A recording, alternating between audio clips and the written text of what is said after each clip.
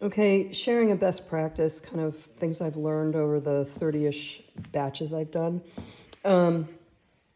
This is the one that was in the yogurt maker, and I keep that marked yogurt so I can not get the lids mixed up, and in my house, I don't have to worry about somebody pulling that out of the cabinet and putting leftovers in it. I want this just for yogurt. Because I always want it available is the other thing. I don't want to find it's tied up. So what I do in order to help that process happen is, this is me after the yogurt's come out of the maker, it went into the fridge, and now I'm saying, okay, I'm getting ready to break into it. So what I'm going to be doing is, the first thing I do is I save my start.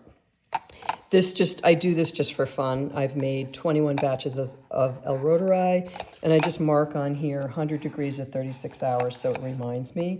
And then I put that on top of the yogurt maker when I make it, so I remember, to save the start. I just have to get these things drilled into my brain. I have other notes on here, add water, because I've made some mistakes. And I also mark it because I do not co-ferment, which means I don't do two things at once, because there's some downsides to that. Instead, I ferment one bug at a time. And so this happens to be how many El Rotary batches I've made.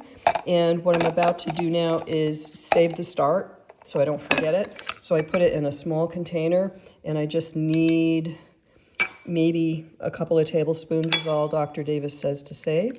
So I put a couple of tablespoons in there, or not. Come on.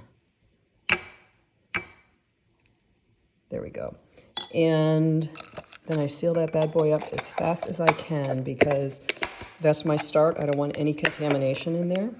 And then what I'm going to do is, now I'm going to move El Rotary over. And again, I have stuff labeled because in my fridge, I might have two different types of yogurt in there at the same time. And so this one tells me it's El Rotary. And so this is one of my more robust. This happens to be a Snapware container. And these I feel more comfortable stacking. These I don't. Plus the other thing is, I like to move out of these quickly so that I can do another batch, because the batches take 36 hours, right?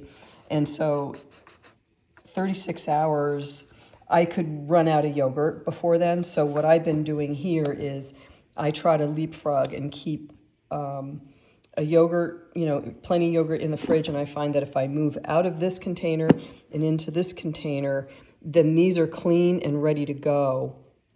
And I can start a batch of yogurt before this is gone. So just a best practice that I've learned that works in my kitchen.